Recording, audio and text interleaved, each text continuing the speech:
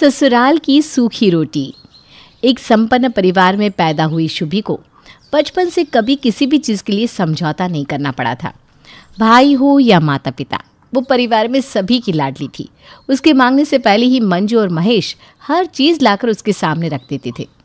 मायके में उसके पास अपना कमरा था जिसे उसने अपनी मर्जी से सजाया हुआ था।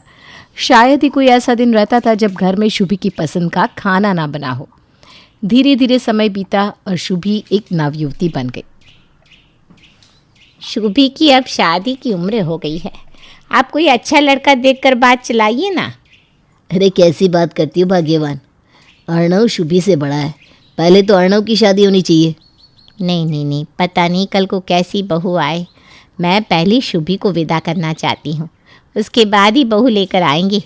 अपनी बेटी की शादी में मैं अपने सारे अरमान पूरे करना चाहती हूँ। दिल खोल कर खर्च करूँगी अपनी इकलौती बेटी की शादी में। पति की जिद के आगे महेश की एक भी नहीं चलती और जल्द ही शुभी के लिए महेश एक बड़े व्यापारी का रिश्ता ढूंढ कर लाता है। देखो शुभी की माँ, वैसे तो लड़के ने MBA की हुई है, लेकिन अपने पिता के साथ बिजनेस में ही लगा हुआ है। अगर तुम्हें ठीक लगे तो यहाँ शुभी के लिए बात चलाऊँ? अरे नेकी और पूछ अगर लड़का वाकई अच्छा है तो देर किस बात की। आप जल्दी से बात चलाइए। अच्छे रिश्तों को ज़्यादा इंतज़ार नहीं कराना चाहिए, उसके लिए लड़कियों की कोई कमी तो होगी नहीं। मंजू की बात सुनकर महेश जल्द ही नवीन के साथ शुभी के रिश्ते की बात चलाता है और बहुत जल्द खूब धूमधाम से शुभी की शादी नवीन के साथ हो जाती है। मंजू और महेश ने तो अपनी तरफ से अच्छे समृद्ध परिवार में ही बेटी का रिश्ता किया था, किंतु कहते ना, माता पिता संतान के लिए बस दुआ कर सकते हैं, उनकी किस्मत नहीं लिख सकते। शादी के कुछ दिन बाद न जाने प्रवीण भैया और भाभी को क्या हो गया है। जब से मेरी शादी हुई है, भैया और भाभी ने घर का बंटवारा करने की जिद पकड़ ली है। भैया भाभी से ऐसी उम्मीद मुझे कतई नहीं थी। लेकिन आप दोनों तो पापा जी का ही बिजनेस चलाते हो ना, फिर बंटवारा कैसे होगा? इसी बात की तो चिंता है शुभी। पापा नहीं चाहते कि वो अपने खून पसीने की मेहनत से खड़े किए हुए बिजनेस के टुकड़े करें, लेकिन भैया तो किसी की बात सुनना ही नहीं चाहते। वैसे तो पापा मना ही कर रहे हैं, लेकिन लगता है पापा भैया की जिद के आगे ज़्यादा दिन टिक नहीं पाएंगे। नवीन के बड़े भाई प्रवीण की जिद के कारण शुभी के ससुर बिजनेस के 3 हिस्से कर देते हैं और गुस्से में दोनों बेटों से अलग रहने लगते हैं।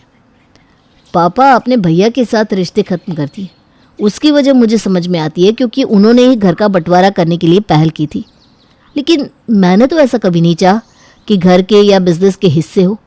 फिर आप मुझे अलग क्यों कर रहे हैं? मैं आपके साथ रहना चाहता हूँ पापा। हम दोनों मिलकर बिजनेस करेंगे और एक ही घर में रहेंगे। नहीं बेटा, बड़े के तेवर देखकर मुझे समझ में आ गया है कि शादी होते ही बेटों का अलग संसार हो जाता है। फिर माता पिता के साथ रहना उन्हें बंधन लगने लगता है। कल तक तो बड़ा भी पापा पापा कहकर मेरे आगे पीछे घूमता था, और आज वह ऐसे बगावत करने पर तुल गया है कि मुझे यकीन ही नहीं होता कि प्रवीण मेरी ही औलाद है। इससे पहले कि तेरे सुर भी बदल जाए, मैंने तुझे भी अलग कर दिया है। जब तक मेरे हाथ पांव चल रहे हैं, मैं अपना अच्छा बुरा खुद देख सकता हूँ। बेटा, जिस दिन हाथ पैर चलना बंद हो जाएंगे ना, तो चुपचाप किसी वृद्धाश्रम में जाकर भर्ती हो जाऊँगा। लेकिन यह कलह और टेंशन अब मुझे अपने जीवन में नहीं चाहिए। नवीन अपने पापा को बहुत समझाता है, लेकिन पापा किसी की भी नहीं सुनते और दोनों बेटों का बिजनेस और घर अलग अलग करने के बाद खुद भी दोनों बेटों से अलग रहने लगते हैं। पिता से अलग होने के बाद नवीन अपने बिजनेस में जान फूंकने की कोशिश में लगा हुआ था। वो दिन रात मेहनत कर रहा था, लेकिन न जाने बिजनेस को किसकी नज़र लगी थी कि दिन पर दिन बिजनेस घाटे की ओर ही जा रहा था। इसी बीच गुजरते समय के साथ शुभी भी एक बच्चे की माँ बन गई थी। कुछ दिन बाद, मुझे माफ़ कर देना शुभी। मुझे नहीं पता था कि इस तरह से हमारे दिन बदल जाएंगे और ऐसा दिन देखने को मिलेगा। मैंने तुम्हें वादा किया था कि शादी के बाद राजकुमारी बनाकर रखूँगा, लेकिन मैं नहीं जानता था कि मैं तुम्हें एक मिडिल क्लास पति जितनी सुविधाएं भी नहीं दे पाऊँगा। एक बार जो हमारा बिजनेस पटरी से उतरा, लाख कोशिश के बाद भी कुछ फ़ायदा ही नहीं हो रहा। हर गुजरते दिन के साथ सब बिगड़ता ही जा रहा है। मैंने इसी उम्मीद में अपना गाड़ी मकान सब बेचकर बिजनेस पे लगा दिया कि इस बिजनेस से आज नहीं तो कल सब कुछ वापस पा लूँगा। लेकिन शायद वो मेरी गलती थी। मेरे कारण आज हमारे पास न रहने को सर पर छत है और ना ही गाड़ी। ना हमारे आज का ठिकाना है ना कल का। मुझे लगता है अब मुझे बिज़नेस बंद कर देना चाहिए और कोई नौकरी ढूंढ लेनी चाहिए। जब तक हमारे पास रहने का कोई ठिकाना नहीं है, मैंने पापा से बात कर ली है, हम मम्मी पापा के साथ उनके घर में ही रहेंगे। ठीक है नवीन, मुझे कोई परेशानी नहीं है। आप पढ़े लिखे हैं, मुझे पूरा यकीन है कि आपको एक अच्छी नौकरी ज़रूर मिल जाएगी। हमारा आज अच्छा नहीं है तो क्या हुआ, कल ज़रूर अच्छा होगा। शुभा और नवीन अपने बेटे के साथ माँ पापा के घर में शिफ्ट हो गए थे। बेटा, तुम्हारे और नवीन के यहाँ आकर रहने से हमें कोई ऐतराज़ नहीं है। बस मैं इतना कहना चाहती हूँ कि अब पहले जैसी बात नहीं रही बेटा। जब से तुम्हारे पापा जी ने बिज़नेस के हिस्से किए हैं ना, न जाने बिज़नेस को किसकी नज़र लग गई है। आमदनी बस नाम की रह गई है, इसलिए मैंने घर से नौकरों को भी हटा दिया है। अब खाना और घर की साफ़ सफाई का काम तुम्हें ही देखना पड़ेगा। देखा आपने नवीन जी, हम मम्मी पापा के साथ रहने आ गए तो शायद उन्हें ऐसा लग रहा है कि उनका खर्चा बढ़ गया, इसलिए मेरे यहाँ आते ही उन्होंने नौकरों को हटा दिया। अब वो चाहती हैं कि खाना और घर के सारे काम मैं खुद करूँ। आपको पता है ना, मुझे काम करने की आदत नहीं है। और मेरे घर में तो 4-4 नौकर थे, कभी पानी का गिलास भी यहाँ से वहाँ उठाकर नहीं रखा। देखिए, मैं ये नहीं कह रही हूँ कि आप 24 घंटे के लिए नौकर रखें, लेकिन झाड़ू पोछा बर्तन के लिए तो काम वाली रखी जा सकती है ना। देखो शुभी, अभी हमारी स्थिति कुछ भी रोक टोक करने वाली नहीं है। मम्मी जैसा कहती है वैसा करो। फ़िलहाल हमें अपना समय गुजारना है। जैसे ही मेरी नौकरी लगेगी मैं किराए का मकान ले लूँगा और फिर हम वहाँ शिफ्ट हो जाएंगे। शुभी को अब सास का छोटी छोटी बातों पर बोलना बुरा लगने लगा था। उसे बात बात पर महसूस होता कि वो इतने बड़े घर की बेटी होने के बावजूद यहाँ कैसी ज़िंदगी गुजार रही है। शुभी, मैंने 1-2 जगह नौकरी के लिए ट्राई किया था। मुझे पुणे से जॉब का ऑफ़र मिला है, लेकिन फ़िलहाल मेरा बजट इतना नहीं है कि मैं पूरी फैमिली को पुणे ले जाकर सेटल हो सकूं। समझ में नहीं आ रहा क्या करूं। अब 2 ही रास्ते बचते हैं, या तो तुम मम्मी पापा के साथ इसी घर में रहो या फिर अपने मायके चली जाओ। देखो नवीन, तुम्हारे बिना यहाँ अकेले मैनेज कर पाना मेरे लिए बहुत मुश्किल होगा, और ससुराल में सबसे बड़ा सपोर्ट पति ही होता है। जब तुम ही यहाँ नहीं रहोगे तो यहाँ मेरा मन कैसे लगेगा। और मम्मी के यहाँ सारी सुख सुविधा है। आपको पता ही है ना, आजकल माँ जी छोटी छोटी बातों के लिए मुझे रोक टोक करती हैं। मैं ऐसा करती हूँ, अपने मायके चली जाती हूँ, कुछ दिन उनके यहाँ रह लूँगी। जैसे ही तुम्हारा जॉब थोड़ा सेटल होगा मैं तुम्हारे साथ पुणे आ जाऊँगी। ठीक है, जैसी तुम्हारी मर्ज़ी। मैं तुम्हें फोर्स नहीं करूँगा। जैसा तुम्हें ठीक लगे तुम वैसा ही करो। वैसे भी इस समय हम बहुत बड़े फाइनेंशियल क्राइसिस में हैं और मुझे तो कुछ सूझ ही नहीं रहा। पति के पुणे जाने के बाद शुभी अपने मायके चली गई थी। एक ही शहर में ससुराल और मायका होने के कारण शादी के बाद इतने सालों में शुभी कभी भी 1-2 दिन से ज़्यादा वहाँ रुकी नहीं थी। उसे उम्मीद थी कि मायके में उसका ज़ोरदार स्वागत होगा और सभी लोग उसके मायके आकर रहने के फैसले से बहुत खुश होंगे। मायके पहुंचकर, मम्मी, मैं अपने कमरे में सामान रख देती हूँ, उसके बाद आराम से बातें करेंगे। आप हमेशा कहती थी ना 2-4 दिन के लिए आ जा, आराम से बैठेंगे, फुर्सत से बातें करेंगे। तो लो, अब मैं 2-4 दिन के लिए नहीं, 5-6 महीने के लिए आपके पास रहने आ गई हूँ। अब आप अपने सारे शौक़ पूरे कर लेना, खूब बातें कर लेना और अपनी नाती को भी खिला लेना। वो सब तो ठीक है बेटा, लेकिन तेरा कमरा तो अब छोटू ने ले लिया है। तेरे कमरे में उसने अपना सामान वगैरह जमा कर रखा है, तो ऐसा कर गेस्ट हाउस में अपना सामान सेट कर ले। अरे मम्मी, छोटू के पास तो अपना कमरा था ना, फिर उसने मेरा कमरा क्यों ले लिया? बेटा, अब इतने सालों से खाली पड़ा था तेरा कमरा, फिर शादी के बाद उनके पास सामान बहुत हो गया तो उसने कहा कि मम्मी मैं यूज़ कर लेता हूँ ये रूम। बेटा, खाली कमरे से तो उसकी काम आ जाए वही अच्छा है ना, इसलिए हमने कहा रख लो, तुम इस्तेमाल करो। अब वो अपने ऑफिस का लैपटॉप, डेस्कटॉप, फाइल वगैरह उस कमरे में ही रखता है, और तेरी भाभी का भी ना कुछ पर्सनल सामान रहता है उस कमरे में। मुझसे पूछे बिना मेरा कमरा भैया भाभी को दे दिया, जैसे मम्मी पापा के लिए अब उनकी छोटी और उसकी यादें मायने ही नहीं रखते। उन्होंने तो शायद मन बना लिया था कि मैं कभी वापस उस कमरे में आकर रहने वाली नहीं हूँ। मेरे जिस कमरे में मैं एक सामान अपनी मर्ज़ी के बिना यहाँ से वहाँ नहीं होने देती थी, अब मेरा वो कमरा मेरा ही नहीं रहा। कितनी अजीब बात है, और मैं शिकायत भी नहीं कर सकती।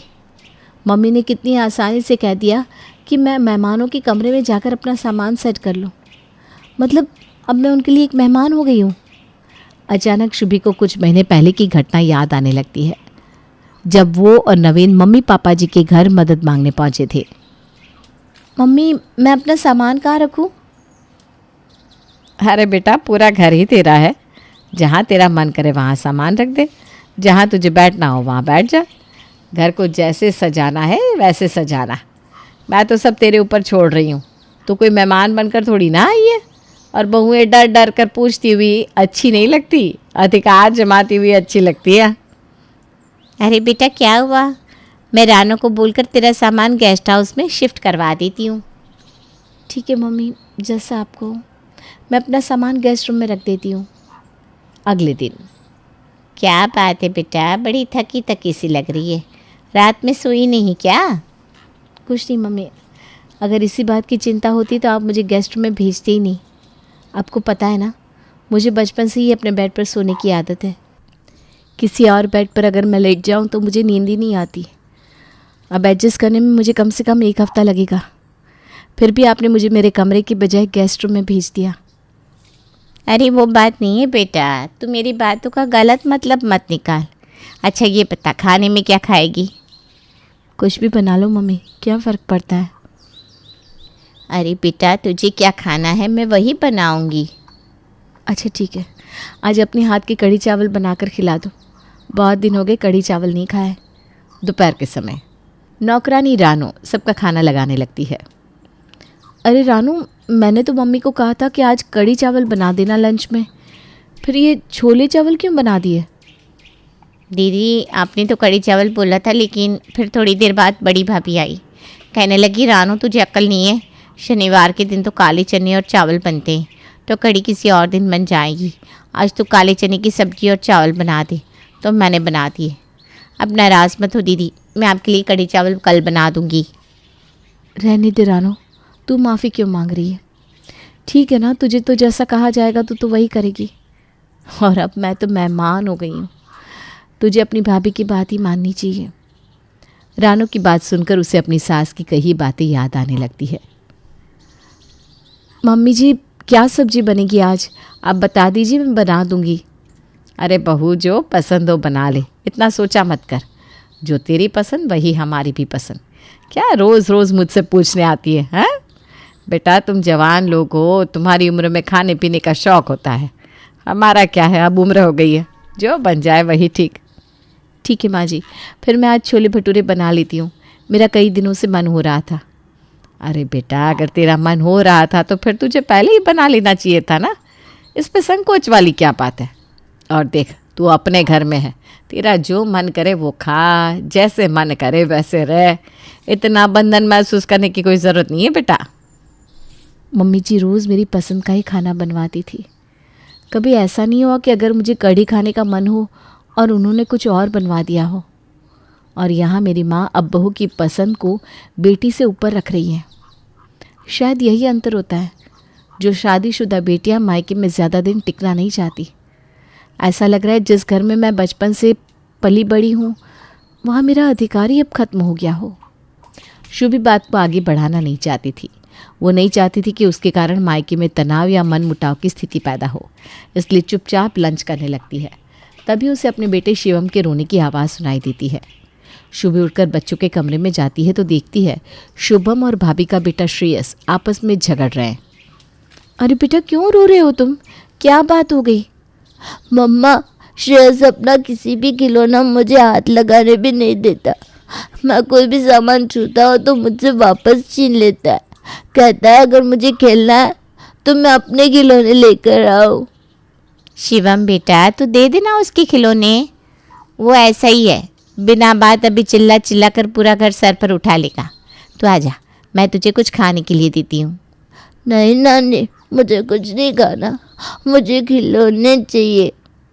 ये क्या बात हुई? मम्मी श्रेयस को भी तो समझा सकती थी। वो शिवम से उम्र में बड़ा है और घर में 2 बच्चे हैं, तो दोनों को मिलकर खेलना चाहिए। उल्टा मम्मी अपने पोते का ही सपोर्ट कर रही है। शिवम का भी तो मन होगा ना कि वो खिलौनों से खेले। किसी तरह शुभी ने अपने बेटे शिवम को शांत कराया और बात आई गई हो गई। कुछ दिन बाद शाम के समय अरे 9 बज गए हैं, जल्दी से चैनल चेंज करो, बिग बॉस लगाओ ना, आज बहुत अच्छा ट्विस्ट आने वाला है बिग बॉस में। अरे शुभी, बिग बॉस भी कोई देखने की चीज़ है? हम लोग बिग बॉस वगैरह नहीं देखते। इस टाइम मैं तो न्यूज़ सुनती हूँ। रविश कुमार का प्राइम टाइम आता है ना, तुम भी सुनो, अच्छा लगेगा। शुभी के कहने पर भी भाभी ने चैनल चेंज नहीं किया था। मन मारकर शुभी को भी भाभी के साथ बैठकर न्यूज़ सुननी पड़ रही थी। कहने को तो ये बहुत छोटी सी बात थी, लेकिन हर छोटी छोटी बात शुभी के मन में गहरे घाव करती जा रही थी। वो अपने मायके में रह ज़रूर रही थी, लेकिन उसे इतना एहसास हो चुका था कि अब उसको मायके में भी अपनी मर्ज़ी के मुताबिक नहीं, बल्कि भाभी के हिसाब से रहना होगा। खाना हो या टीवी पर चलने वाला प्रोग्राम, घर की साज सजावट हो या फिर बच्चों के खेलने का समय, सारी बातें भाभी अपने हिसाब से ही निश्चित करती और ननद शुभी के ओपिनियन को कुछ खास इम्पोर्टेंस भी नहीं देती। कैसी हो शुभी? मैं तो ठीक हूँ, आपकी जॉब कैसे चल रही है? फ़िलहाल तो सब ठीक है, लेकिन पुणे बहुत महंगा शहर है। यहाँ पर तुम सबको, यानी तुम दोनों को लाकर सेटल होने के लिए अभी थोड़ा समय और लगेगा। अच्छा हुआ तुम अपने मायके चली गई। आखिर कितने दिन अकेले मम्मी पापा के पास रहती? अब पापा के यहाँ एक ही एसी है, गर्मी का मौसम है, तुम्हारे लिए बहुत मुश्किल हो जाता। नहीं नवीन, बहुत रह लिया मायके में, सोच रही हूँ इस संडे को वापस मम्मी पापा के पास चली जाऊँ। अरे ऐसा क्यों कह रही हो? कुछ बात हुई क्या? नहीं नवीन, कुछ बात नहीं हुई, बस मुझे इतना समझ में आ गया है कि मायके की घी लगी रोटी से ससुराल की सूखी रोटी ज़्यादा स्वादिष्ट लगती है। हाँ, मुझे समझने में थोड़ा वक्त ज़रूर लगा, लेकिन अब बहुत अच्छे से समझ में आ गया है। मुझे पूरा यकीन है कि मम्मी जी पापा जी मुझे किसी भी तरह की तकलीफ़ नहीं होने देंगे। तुम आराम से अपनी जॉब करो, चिंता की कोई बात नहीं है, मैं वहाँ मैनेज कर लूँगी। मायके में मेहमान बनकर रहने से अच्छा है कि मैं अपने ससुराल में हक और धौंस के साथ खुशी खुशी रहूं। शुभी को तो ये बात समझ में आ गई थी, लेकिन क्या आप शुभी की बात से सहमत हैं? क्या वाकई ससुराल की सूखी रोटी मायके की घी वाली रोटी से ज़्यादा स्वादिष्ट होती है? अपनी राय हमें ज़रूर बताइएगा।